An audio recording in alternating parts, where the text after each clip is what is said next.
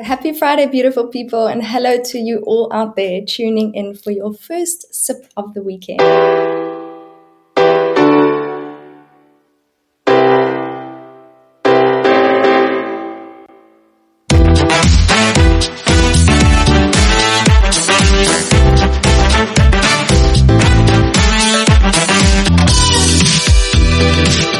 You tuned into your happy hour with Friday Feels. We're celebrating all you working professionals out there doing your crazy craft, embracing the beauty of being human and connecting authentically. We're your host, Sarah Nicole, and we're living and working around the world, holding space for you and keeping it raw and real as we share fresh content with you every week. Follow us on LinkedIn at Friday Feels and Instagram at These Friday Feels for updates throughout the week. In our last episode, we chatted with Ruki Roti Balogan, who walked us through how she maps her money and deploys her resources in order to live a full and successful life. And this week, we're joined by entrepreneur Mr. Simon Hurry, who is the founder and chief inspiration officer of PlayNicely.co, who focuses on building confident teams, people, and connections so that companies can unlock their synergies and maximize talent and collaboration opportunities. A very big welcome to you, Simon. It is so great to have you on here with us today. Thanks, Nicole. Thanks, Sash. It's great to be here. And the topic is even more interesting for me. So I look forward to seeing what we can share today. Yeah, we love that you're here. And, just for a bit of a backstory, Simon and I met many moons ago now, and many lifetimes. And I was a student at the University of Cape Town. And they advertised, I was studying business science finance, and they advertised this thing of Simon coming to talk to us about strengths, the Strength Finder. And this sounded really intriguing. So I actually had a profile drawn for my Strength Finder. I can't find the profile, but I kind of vaguely remember what it says. But yeah, that was really an interesting experience.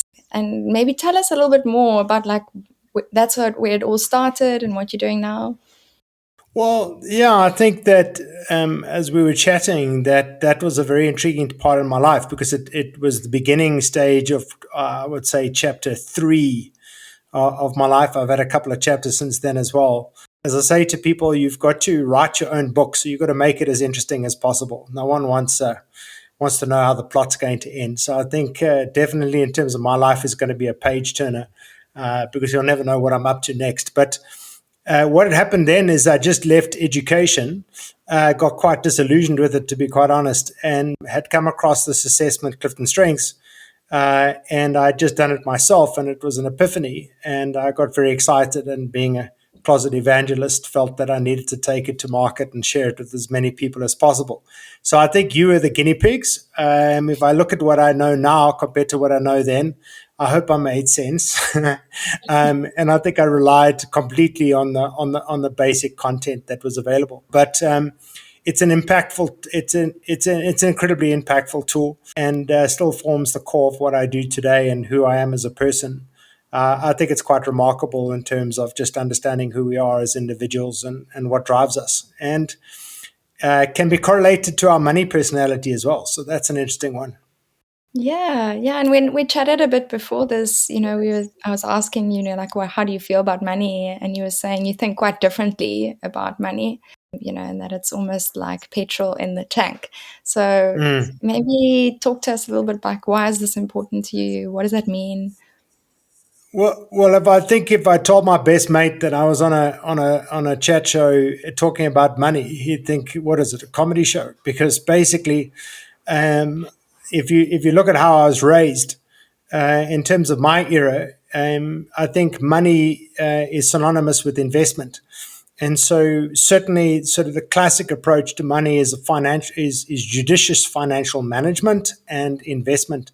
So my best mate, that's what he's done. He's built his portfolio, he's invested his cash, and he's built it slowly but surely. That's not been my process. So yeah, I have a completely different attitude towards money, and we can, share more as we discuss it. But I think that I've always seen money as a tool. That's all I've seen it. I don't, as a personality type, I can understand the investment process, but I'd rather get money working for me. and maybe we can explore a bit about what that looks like. But for me, money must be put to use. I don't understand the concept of saving, and I don't understand the concept of investment. I think it's a tool for change. I really love that. And we had Rookie on last week who also said something similar, like money will always find a way to be spent.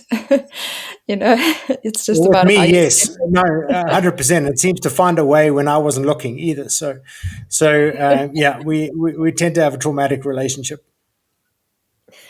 Yeah, you mentioned something before, which we were kind of teasing our audience with last week. Maybe we can get into that a little later. Yeah, well, you can go ahead. I don't mind. I'm brave. I'm prepared. Oh gosh. Yeah, you had said to us that your relationship with money is a bit like your relationship with women. We don't really know what that means. So can you So unpack that a little? yeah, I think it's a question of just when you think you've worked it out, you haven't. So um, so it's just when you think you've cracked it, and you've invested in it and you've done it right, you could lose it. I mean, on a more serious note, it's quite interesting.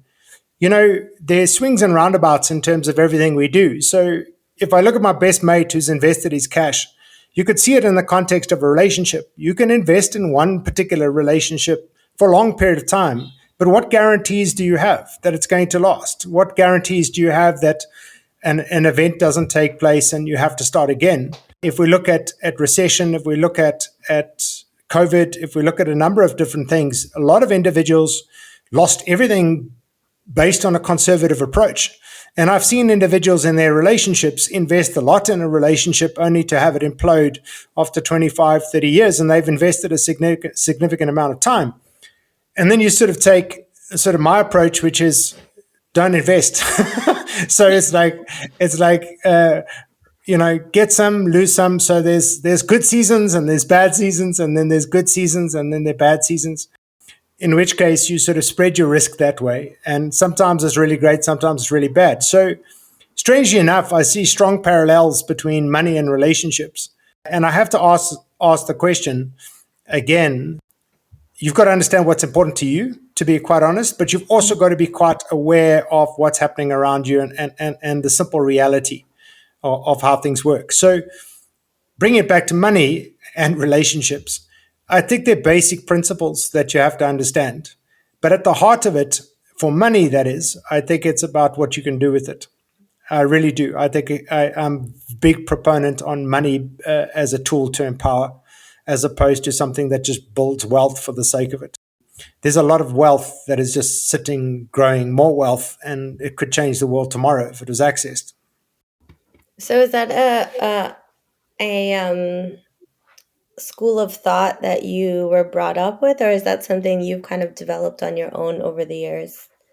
No, I think it's personality. I think it's very much, I would say that it's not that I'm a contrarian by nature. I would say that I just challenge status quo if it doesn't make sense to me. So what is interesting is that growing up, I had very conservative view on money. My parents were teachers. I would say that we were well off. I could go to a private school. So let me just say, in the South African context, we were well off. But we certainly, I was not aware that we had surplus, if that makes sense. So my dad worked really, really hard. He was an author, so he did very well. He had capped a lucrative market, so his royalties were good, and we lived a good life. And I could go to a private school, and I could get the best education. But that was it. So there was a cap. There was very little chance of growing more money. So from an entrepreneurial perspective of how money works and how you can grow it, that was never taught. My cousins were successful business people, and my uncle, who was my role model in many ways, had grown his own quantity surveying firm and actually became a very dominant developer in some of the big prominent hotels in the South African landscape. So he did actually extremely well for himself. And my other uncle was an architect who built his own business. So they were businessmen, if that sense. But I was never exposed to the concept of entrepreneurship and the ability to generate your own wealth in any way you want to. So It was personality, and it wasn't until I started my journey around the time I met Nicole that I started meeting entrepreneurs to understand how it really works. And that is really what's gripped me and found sort of gained a lot of interest in her. So you said money is meant to be spent. So what's the best thing you've spent money on?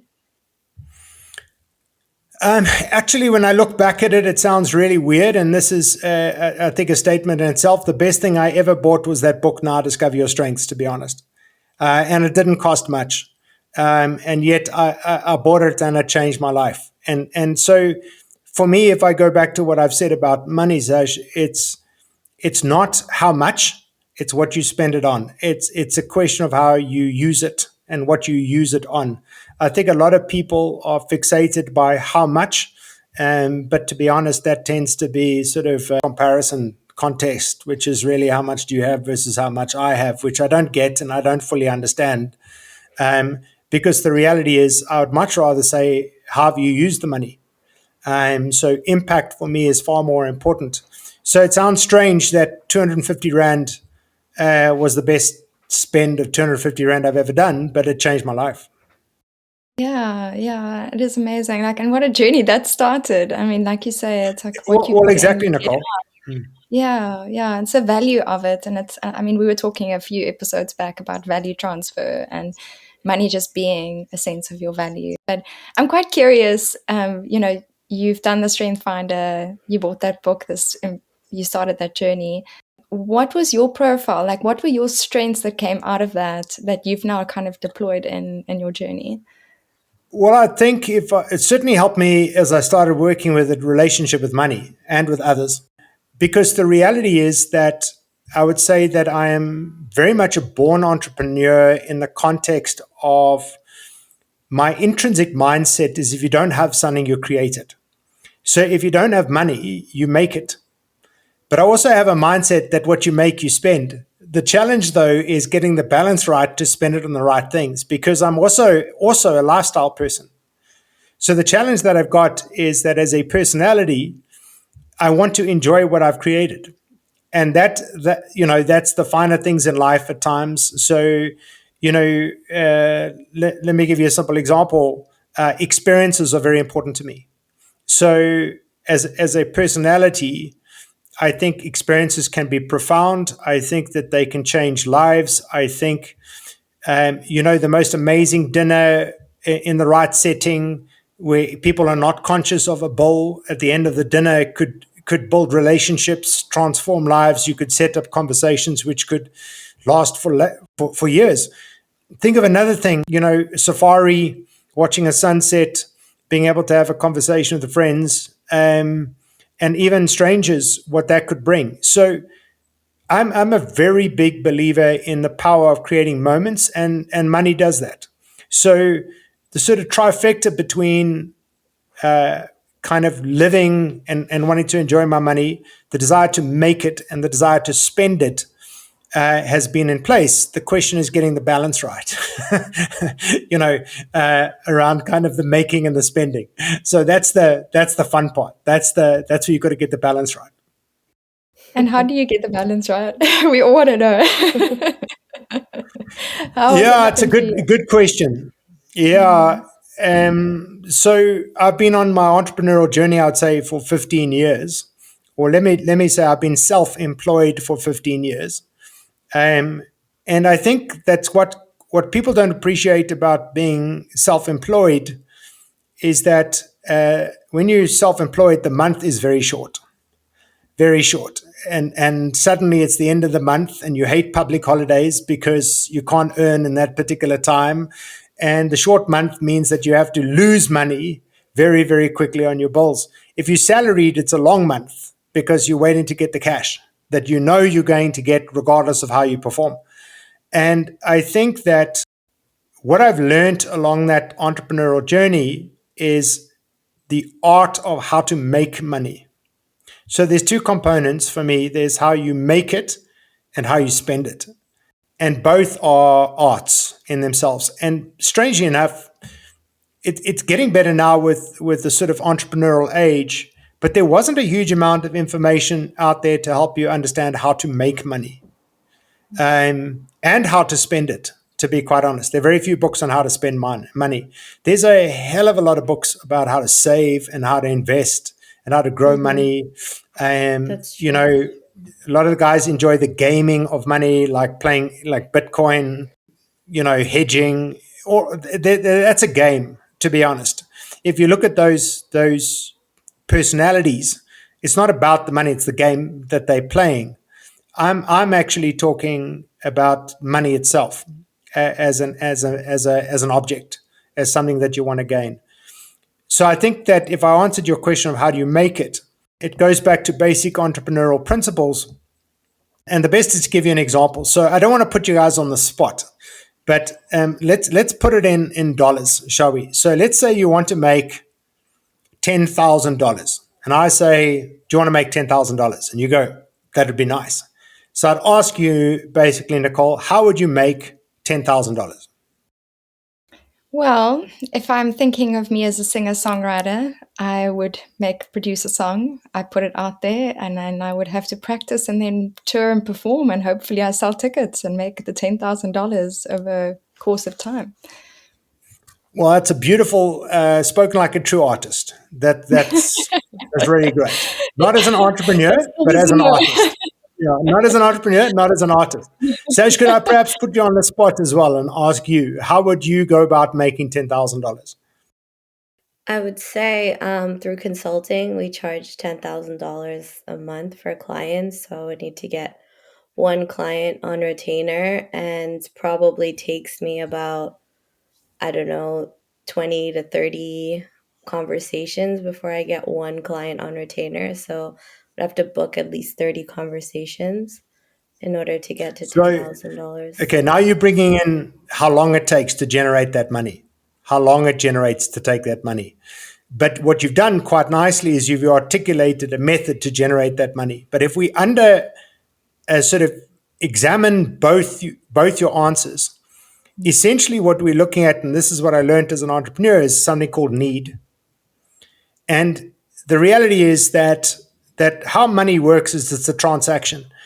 I want that, and we're going to trade. So the idea basically is we used to do trades, but now we use money instead of the trade. So we go, I want that.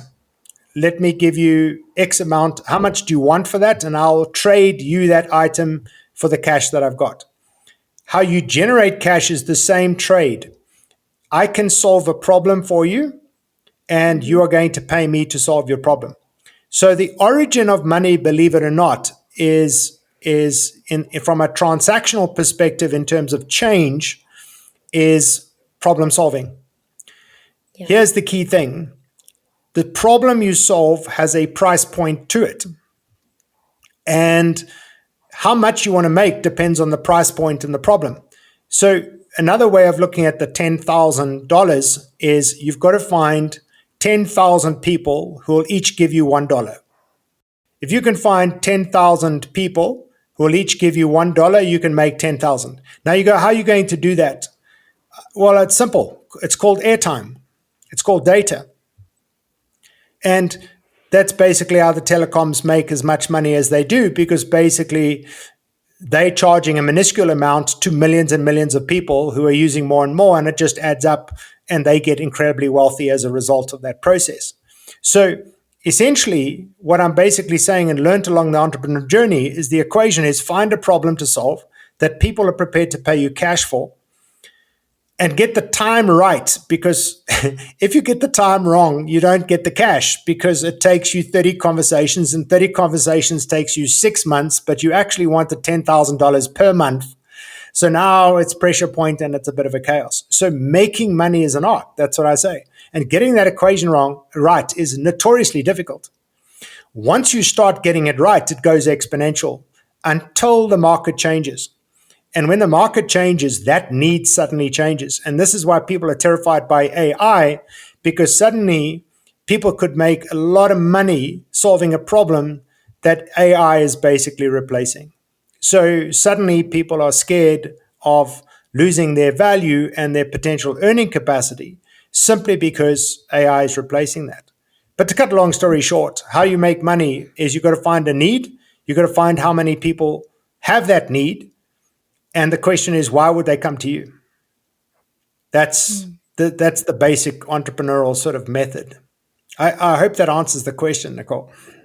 Yeah, it does. And I kind of want to tag on with what you said now about, the fear that people have around AI. I find this such an interesting, like a segue into what from what we're saying, Mm, because mm. if you think of Kodak, for example, Kodak really had all the opportunity to pivot at the time that they could, but they didn't. And then technology came and, I mean, these days Kodak is producing vaccines, which is a whole different kettle of fish of a topic. But What's neat? um, but anyway, exactly, there's a need. And so I feel like as things change, as AI comes in, people are we were talking about it the other day, actually, like the mundane stuff, the stuff that can easily be done by AI. Maybe it's we give AI that. What is left though is really human. It's very much what comes from within you. Do you see when you work with clients and companies, like, that people are trying to find more what are their true strengths, what are the things that they're really good at from inside, that is not necessarily like that's those like computerized automated things that AI could do? It's a great question and probably a podcast in itself. But the way I'd answer it is that I think as human beings, we've got quite lazy around what we do and how we do it. The being employed, believe it or not, is creates a level of mediocrity, ironically, because it gives you a lot of security.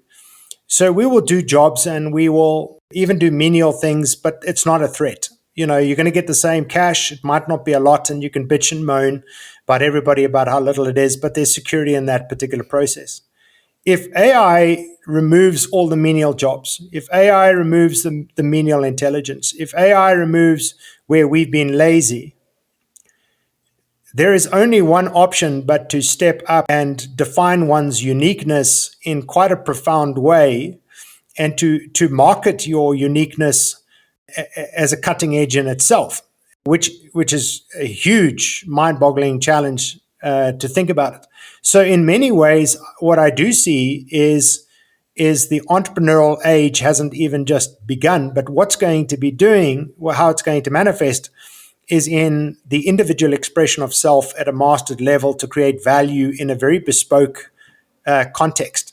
So it sounds really weird, but how I see money going is the sort of death of the monopoly and a fragmentation basically into smaller tribes that solve what the monopoly solved, all contracting their services at an equitable rate to live the life that they want to live collectively. So I'm seeing that if I look at both my daughters, my eldest now is 29 and my youngest is 27. My eldest was raised with the entrepreneurial thinking of how to make money. And she has, since she was 24, started her own business. And she's learned through her skill to build a lifestyle and rooted around friendships that pays her bills. And so she doesn't want a lot of money necessarily. So she lives a very good life.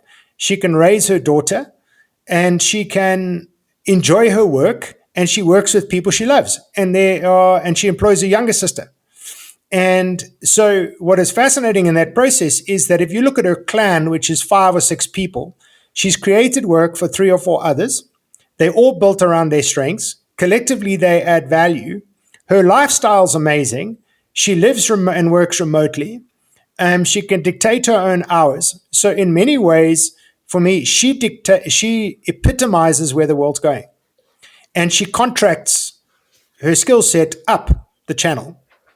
And so what is taking place now is that what I'm seeing with her age group and younger is the desire to create creative clans which solve problems, that dictate their own working conditions, their own salaries, their own lifestyles. And people are going, what is wealth? Define wealth. Is it about a lot of money? Is it about security? Or is it about lifestyle and people and loving what you do and being able to pay the bills and enjoy great moments? Because she's 29, and as far as I'm concerned, she's living the dream. But she has to work hard because the reality is you're only one client away from poverty, which is a good tension to have. It keeps you sharp and it makes you good. So that's how I see it evolving. I think it's also a question about scalability, right? AI allows you to scale in the way that one human person for certain tasks cannot, right? So as a human, you're able to clean, I don't know, 5 bathrooms an hour. As a robot, maybe you're able to clean 20. In no scenario is a human going to be able to do 20. So they don't get sick, they don't have any other obligations to other humans. And Nicole and I have kind of discussed it a little bit too. And I see some people actually doing a good job of how do you incorporate it into your work, in your daily work? Is there a way? Is there a position? So let's say you do clean toilets, Mm. right? Rather than getting replaced by a robot. Is there something AI can do to book more appointments for you 24/7, and you actually employ a robot to do it? So now you know what to do, you set it, you have it on automation. Like, it's just a movement of skill set, like you're talking about. You need to evolve in order to not die, right? That's kind of humanity in a nutshell. And so I think for AI, it's very interesting to see how it interacts with human everyday tasks that we have. And a lot of people are concerned about their jobs, but also like all the things you do in your personal time. Mm. Like they have Motion where you can dump all of the tasks that you have to do for the week, and AI will use it to tell you when to strategically do it at the best time, so you save the most amount of time. It is very interesting, like what you're talking about, Nicole, like what is left after that, and then trying to figure out how to incorporate it, right, to make it easier for your life while also securing your livelihood, right? Does this make sense in 5 to 10 years? So I think what people forget about AI is it's all it is computational learning. That's basically what Yeah. it is. So junk in, junk out. And I think this is Elon Musk's huge concern, and what he's picking up with AI at the moment is if you program it with racist tendencies, it will become racist because junk in, junk out. All AI basically is going to do is it's going to take information and it's going to learn from what it's got to pick up patterns, and it's going to apply those patterns into specific circumstances. So it's just computational speed like we've never seen before, and the ability to gain knowledge based on its previous knowledge. So that's all it's doing. So normally with computers, you put in one, you'd get one out. Now you're putting one, one, one. It's understanding the patterns between the ones and it's creating new ones. Okay. So it's computational learning. Those can then allow robots to function because of the speed of computational, speed that's required to run a robot. But in the context for us as human beings, what it's going to do is it's going to take the menial stuff and make it absolute. Now, what is going to be left is humanity. What's going to be left is human interaction. What's going to be left is relationship. What's going to be left is almost going back to sitting under the tree as we used to do many years ago and sharing life and sharing experiences and doing what we need to. I think that given what I know about the personalities of the scientists, if you look at the personalities of scientists, they live in an alternative universe intellectually. They don't necessarily like human beings, to be quite honest. So, from their own subjective experience, being alone is quite a remarkable place to be, where they can be lost in their heads, creating and inventing. But for the rest of humanity, which represents at least 85 to 90% of the universe, we are relational and we want to connect and we want to talk and we want to share and we want warm feedback. We want an individual saying, Simon, thank you, and I'm going to give you a hug. Now, people might sit there and basically say, well, we'll get the AI robots to do that for you, and we'll even program, given personality theory, we'll be able to program a person that looks like your significant other who dumped you, and we'll get that robot to behave like your significant other, so you can have your relationship with that individual, and they will learn from that particular process. I Now, saw that. yeah, no, listen, it's coming, and it's quite scary. And basically, with the latest techniques, you'll probably be able to have sex with it as well. So, and then it'll be self-cleaning. So it's like Yeah. you're looking at this entire process, and you're going, who's going to complain about that? Yeah. You've got a robot who doesn't give you any shit. They're predictable. They have no moods, and so you're going, AI sounds good, but I think this is where we lose our humanity, to be honest. And humanity is in our brokenness. Humanity is in our rawness. Humanity is in our stupidity and our, I don't know, our base. We're not clever sometimes. We get some stuff wrong. We make mistakes. It's what connects us. I think that the pursuit of perfection, the pursuit of ease, the pursuit of comfort, the pursuit of predictability, and this is what Elon Musk is warning us, is going to destroy the very fabric of us as a society. And I agree with him. But I think we've got to fight back for humanity and connection. And that's why, in many ways, the counterculture for me will be groups of individuals who clan together to trade on skills, punch above their weight, live the lifestyle with all the other menial tasks being done, to be quite honest. So it gives us time to sit under the tree and connect and talk and sing and celebrate what makes us human in life, while the robot cleans the house, sorts the toilet out, and does everything else. I mean, the reality is, why have we reduced humanity to those functional jobs anyway? I mean, they have to be done. So get a robot to do them. But I think that if I answered your question simply, it would be, what I think Elon's fighting for is humanity. That we've got to hold on to the rawness and the basic stupidity of who we are as a species, and that's what connects us. And so we've got to be very careful we don't lose that. And I guess to keep playing nicely with each other, right? Just to use your catchphrase. Well, that's there. my opportunity.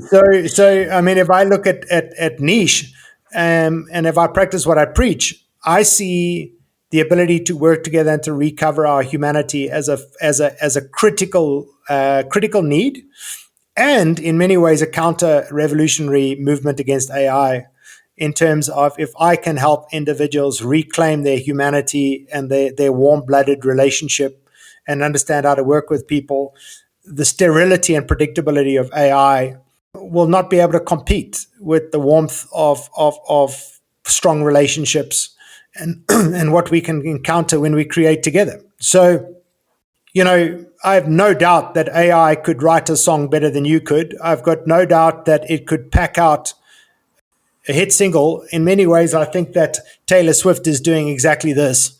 And, if she admitted to it, that I'm not sure she writes much of her stuff anymore. I think she just uses very clever ways of understanding exactly what a hit song looks like, feels like, and who's going to enjoy it, and then just basically adds her vocals to that process and then just pumps the cash.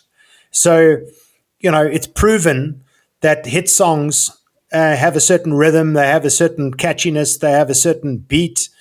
You know what I mean? So create, if I say to you, Nicole, if you want a hit single, just do the studies, get the right lyrics, launch it at the right time so that it creates associations for individuals, which Taylor's very good in terms of her lyrics, and it will be a hit song.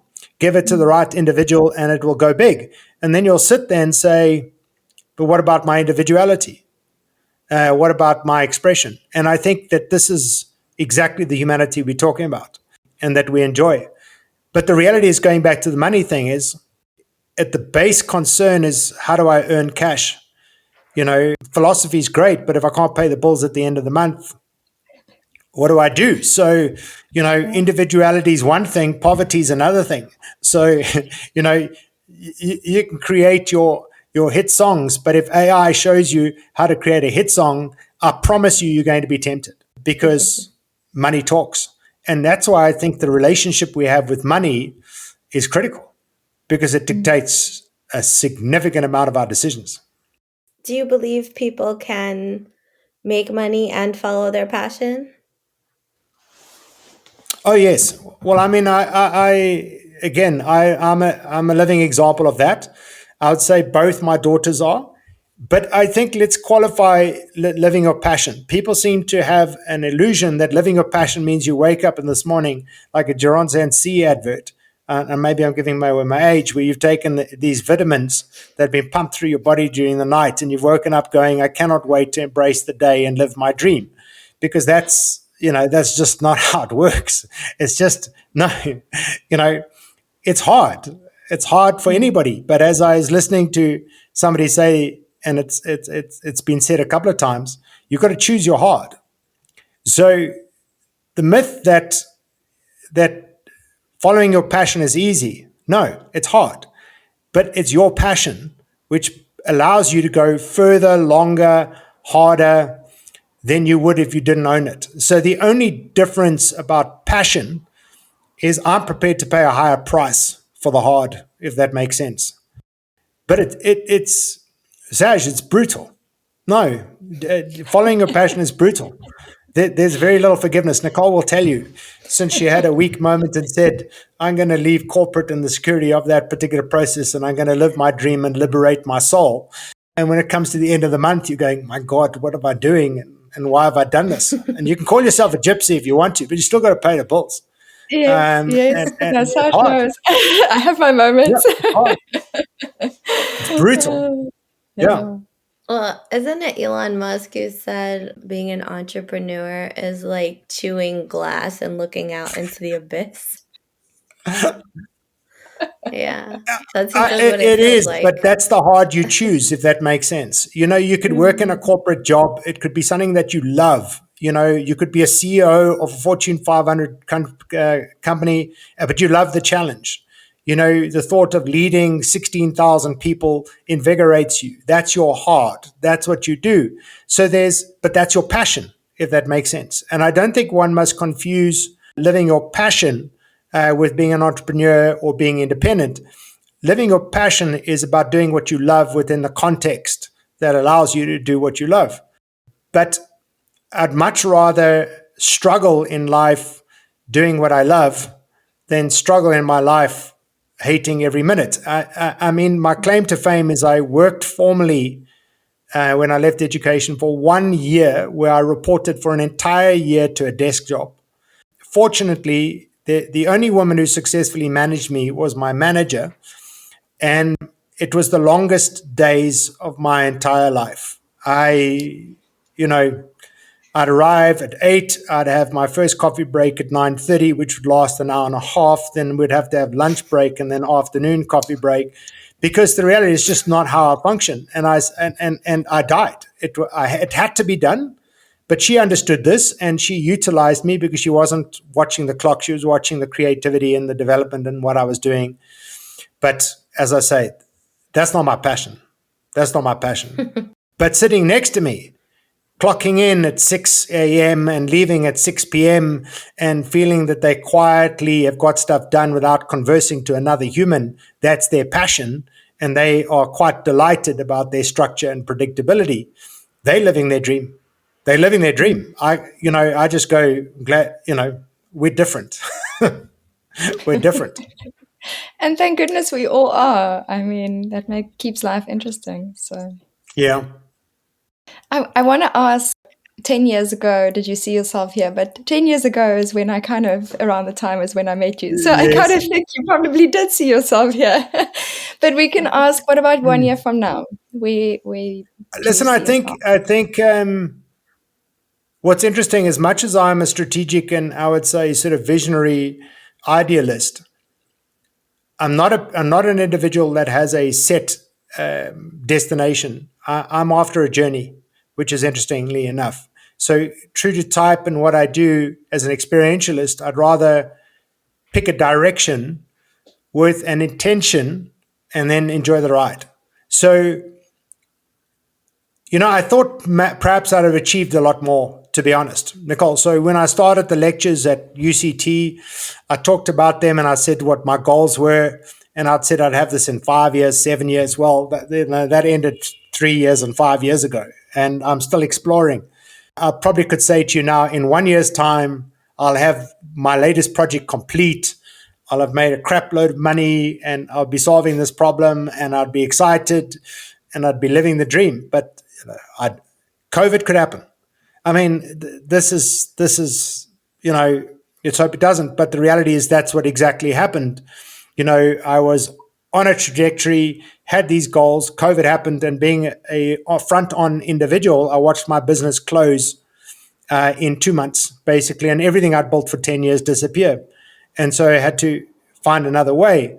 So I think that practically speaking, where am I in a year's time?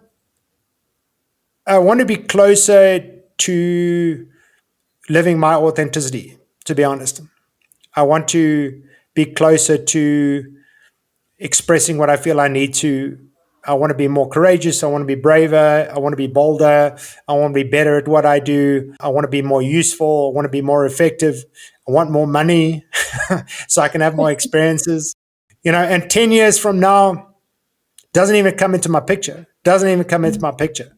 I've crossed the 50 mark. So at least you guys, you can do the 10-year question. But once you cross the 50, 10 years, then you start saying, no, I'm in my 60s.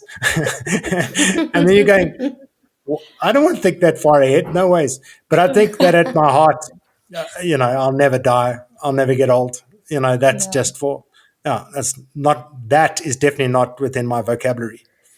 Yeah, age is but a number. That's a good spirit. Yes. Or as a friend of mine said, age is the number is the number of the woman you're experiencing. So if you are involved with a 23-year-old, then but that would be completely inappropriate apparently. But yeah.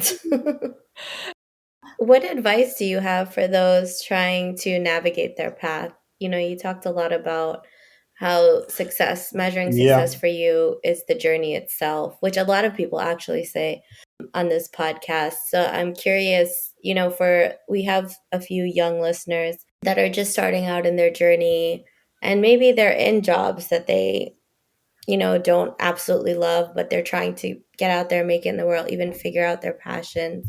What advice as someone who's followed your strengths, I would say, for the past 15 years, do you have for people who might be looking to make a change or are just starting out on their journey? So I think that if I look at it in the context that the reality is you have to generate money. So money is that petrol in the tank we talked about at the beginning. Money determines your lifestyle, and lifestyle's basically about well-being and it's about productivity.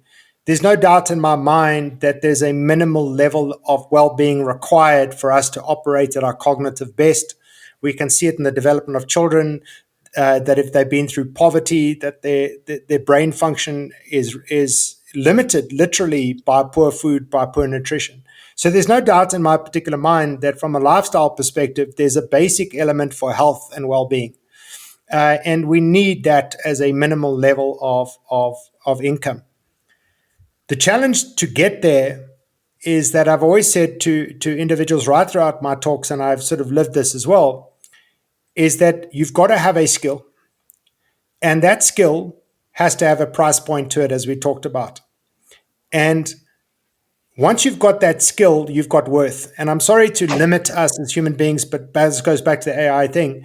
But if your skill is replaceable, if your skill anybody can do as well. So in other words, if there's high competition on your skill and it can be replaceable, I'm afraid you're in trouble.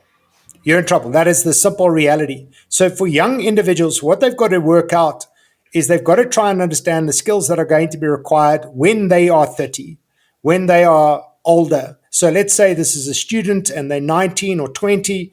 They've got to understand not the skill they want to do now, because a lot of people say, follow your passions, do the stuff you love. I go, absolutely cool. But at that age, you've got to be looking at your first job and the skill that is going to create something called your net worth and your network. What do I mean?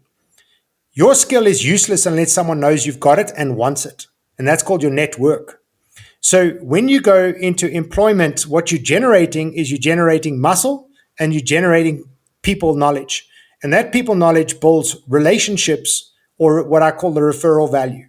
It is extremely difficult for an 18-year-old to say, I'm going to take an entrepreneurial journey when they've got no defined skill and they've got no network. It's why private schools are so lucrative, because you basically buy the network.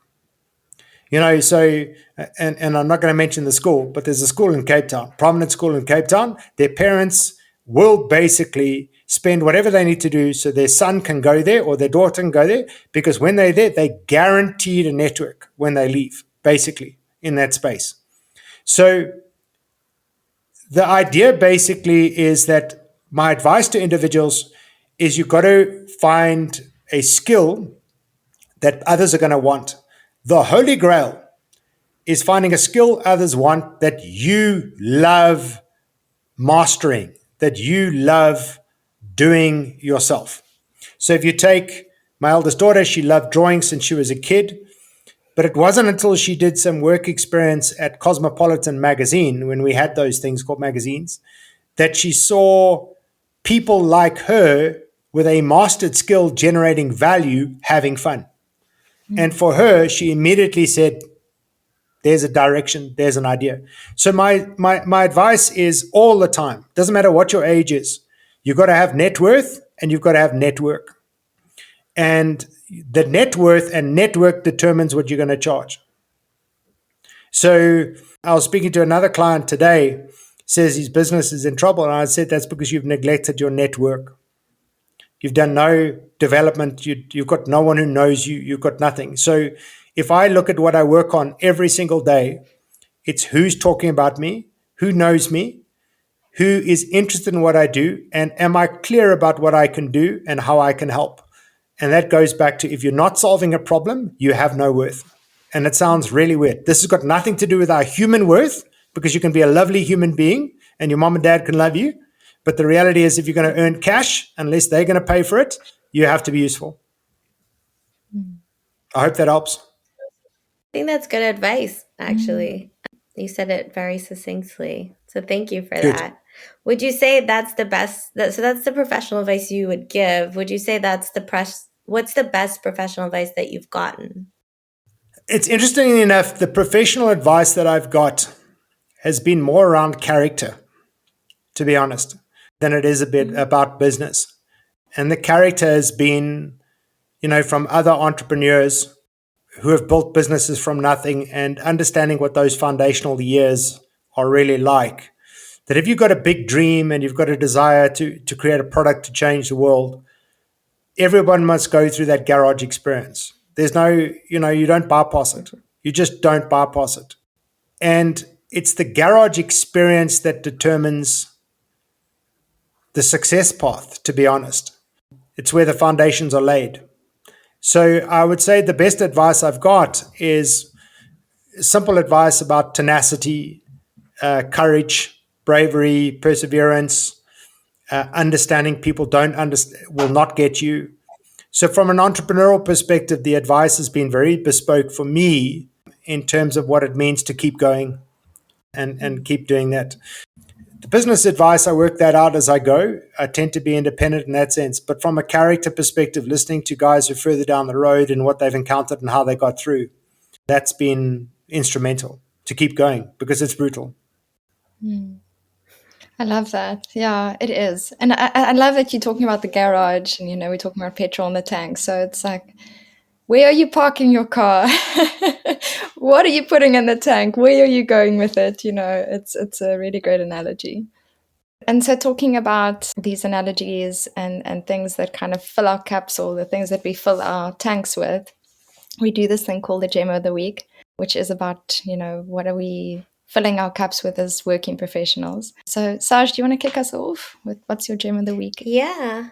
So this week I'm reading. I've been trying to read more because I realize that I really enjoy it, and I just feel like I don't do it enough. And so it often takes me a while though to find a book that I like, because I'll start reading, and if I don't like the way the author sounds, I'll just stop reading. I'm very That's picky okay. about how That's they okay. write, more so Yeah. than what they write. Don't tell the author, but it's okay for you. So I like psychological thrillers, and I feel like a lot of them are pretty fluffy.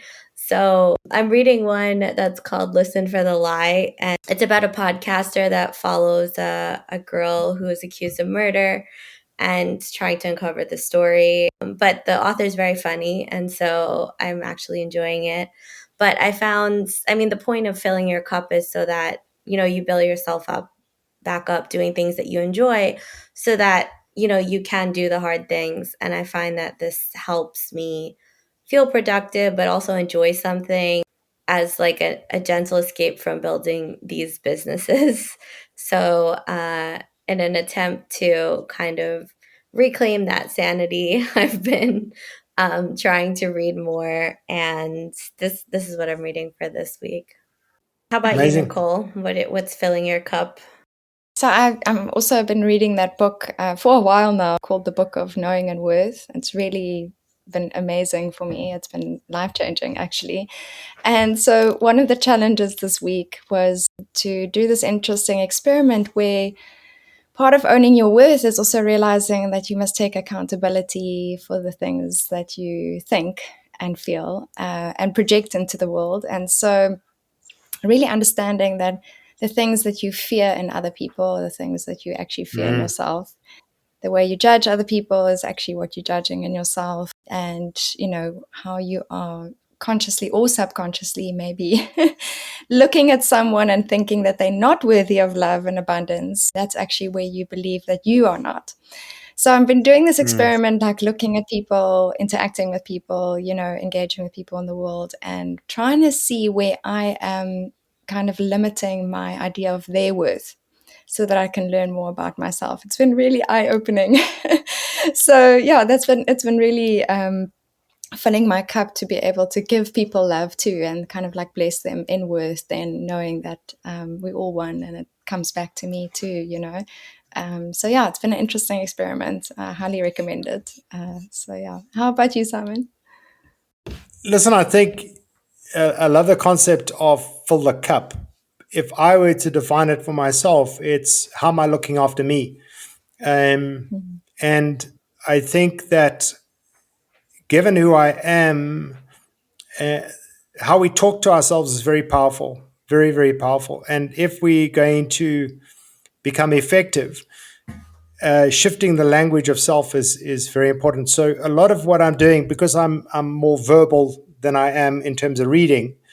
So for me, what I listen to is quite important, and YouTube is just the most amazing resource in that context. So for me, and there's so many creatives who've structured really powerful things. But I'm just enjoying some key podcasts of real individuals sharing their own personal journey, how they've struggled with various things, how they've overcome it, what their perspective has been. So I think a lot of my mornings are filled with individuals who are just sharing authentically from their experience. So the authentic experience, rather than the motivational stuff, is really, really powerful, and wisdom, what I call wisdom. And there's some powerful individuals there who have got some incredible thoughts around uh, changing ways of thinking and attitudes, which are key to pushing through in terms of what life has to offer you. So yeah, that's how I fill my cup. That's awesome. I think it's such a beautiful reminder that every morning we can kind of wake up with wisdom. And that is the beauty of all this technology that we have out there, talking about AI, talking Mm. about all these things. So for everyone out there, how are you navigating this topic further? Are you playing nicely in the world? How are you filling your tank? And where is your money field taking you? 100%. Great summary. And Simon, I think we forgot to mention, but Simon, if you could tell everyone where they can find you.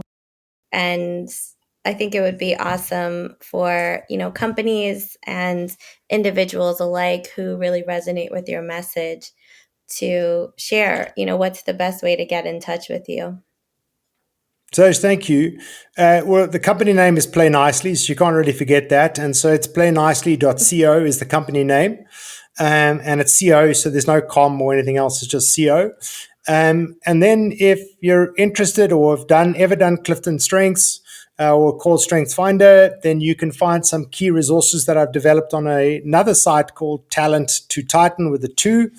talenttotitan.com, and I've just created a number of resources to help individuals grow in their self-knowledge and that type of understanding. But I'm on LinkedIn, Facebook professionally as well, Instagram. So you just got to search for Simon Hurry. There's not many of us. The irony is the other Simon Hurry, prominent Simon Hurry, or there's two prominent Simon Hurrys. One is a lawyer in the UK, and the other is actually works for Visa in the US. So there's the one you should have been talking to about money. But thank you so much for having me on the show. I appreciate it. Yeah. Thank you. And I'm sure the other two appreciate your shout out. Thank you so much for coming on the podcast today, Simon. I think you dropped a lot of really awesome gems. And for our listeners out there, we'd love to hear from you, what you guys enjoyed from this week's episode. Remember to tag us using hashtag TheseFridayFeels to share your stories and listen to us on all your favorite platforms. And to work with us, have us broadcast Friday Feels from your space or organize your next workation, reach out to us at hello@friday-feels.co. And next week, we have Leon Kowalski joining us, and who's had a really interesting and diverse background in engineering, the arts, and most recently entrepreneurship as well in the fintech industry. And he's really got a passion for unlocking a greater understanding of financial freedom. So not just for South Africans, another South African in the mix, but the world at large. And so we're really looking forward to talking about building decentralized potentials. Stay tuned to hear more. But until next time, that is our mix. We've had fun mingling with you, and we wish you safe travels into your bed, into the night, and into this awesome weekend. See you next week, and keep it real.